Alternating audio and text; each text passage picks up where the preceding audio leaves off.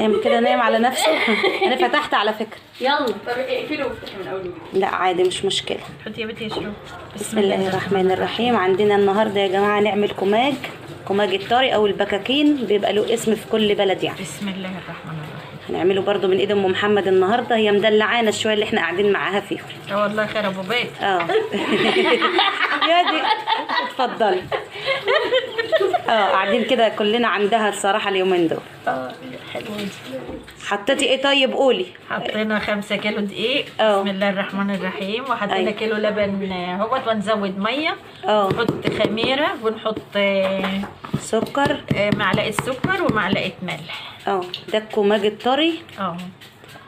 في ناس بتقول عليه بكاكين في بلاد تانية بقى كده حوالينا بيقولوا عليه، انما عندنا في المنصوره اسمه كماج. جميل قوي الكماج ده، ينفع سندوتشات وتاكلي بقى بشاي بلبن. ينفع للمدرسه الصبح. ايوه ينفع يتحط فيه سندوتشات للعيال.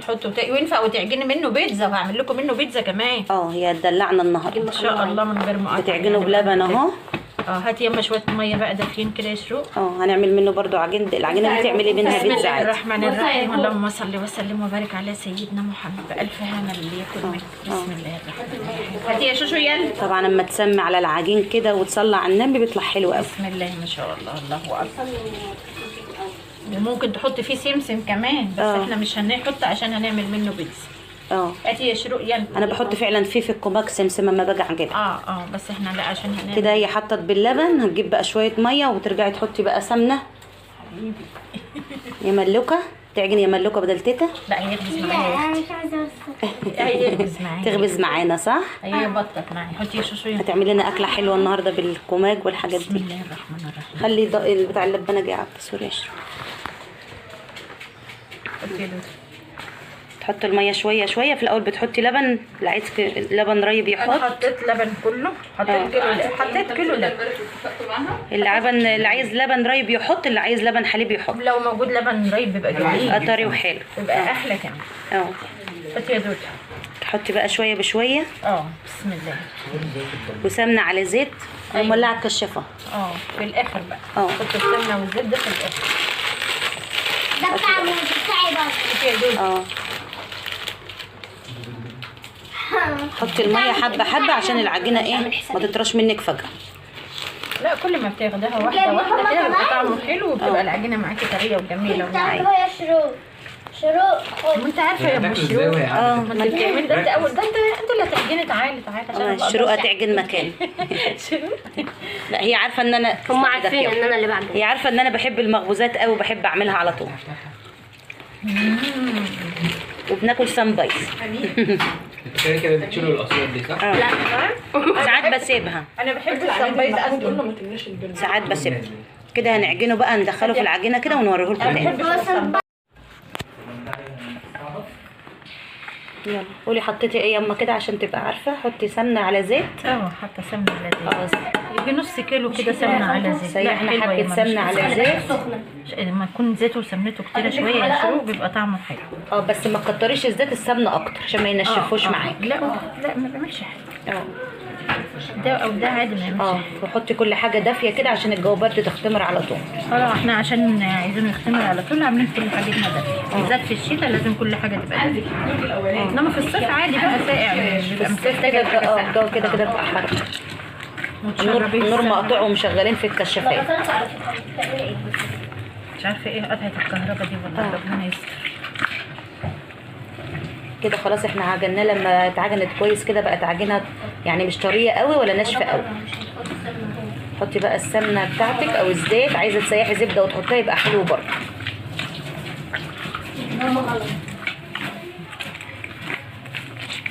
هو كل ده طبع موز فيه ايه؟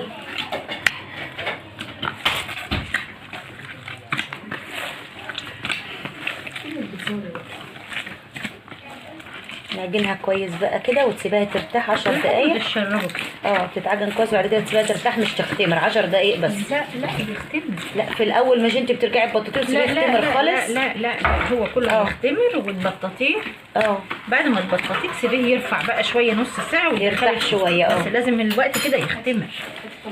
تختمر بقى في ناس بتريحوا شويه ربع ساعه وتبططوا وتسيبوا يختمر كامل بقى. لا لا لا، ده يختمر كامل هنا. هناك بقى في التريح عادي بقى نص ساعه برضه لازم يرتاح.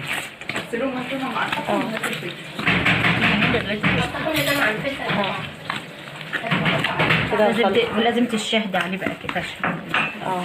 ده السنه بتاعتنا بقى، الشهاده على العجين. في ناس ما تعرفش الحته دي، حكايه ان انت تشهدي على العجين. لا لازم تشهدي عليه، تشهدي عليه عشان ربنا يبارك في العجين ويطلع حلو.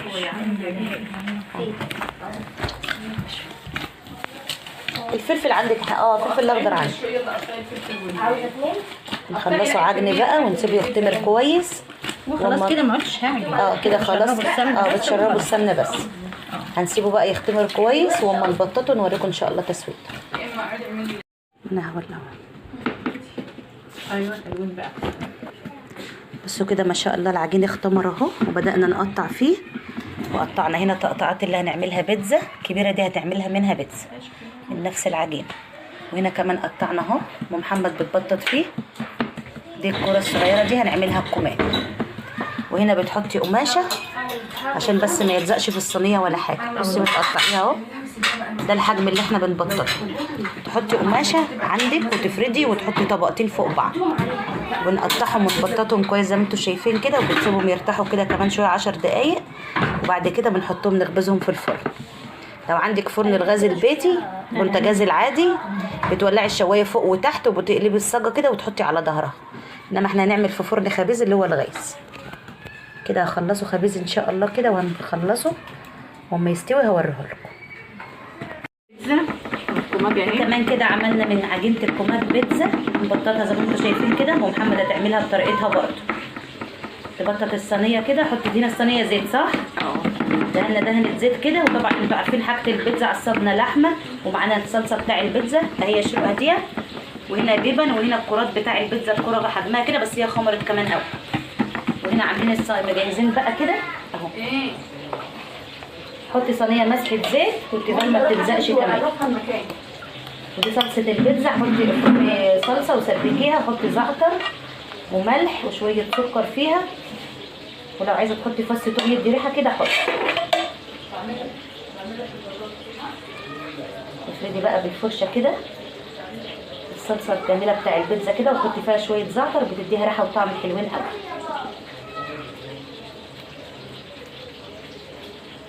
العجينه ديت مغذيه لان فيها لبن وفيها سمنه، فبتبقى حلوه احسن من العجينه اللي بميه.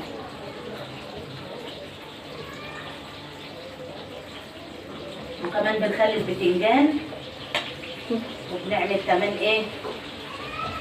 اكله كده على اصولها النهارده. الغدوه بتاعتنا هتبقى حلوه وبنخلص هوريها لكم. قول ان شاء الله. ان شاء الله. بألف هنا اللي ياكل كل الحاجات دي من ايد ام محمد بقى كده. احنا بألف هنا اللي ياكل منها. بسم الله الرحمن الرحيم. بس اللحمه طبعا متعصجه بالفلفل وبالبهارات وورق لوري. شايفه بص الصينيه ما شاء الله احنا عاملين حجمها يقضي 2 3 البيتزاي ما شاء الله.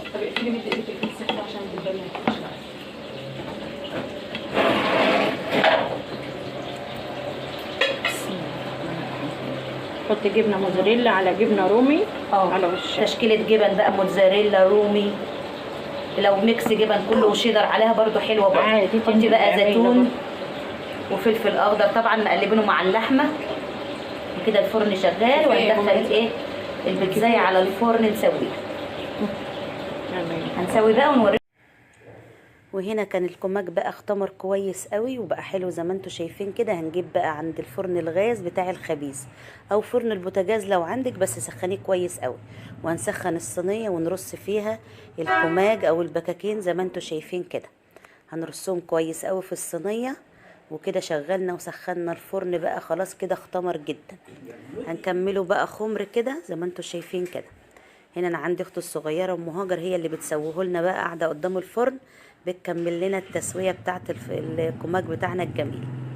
وعلى الفرن بقى هندخله كده، بس سخني الفرن الاول وسخني الصينيه الاول.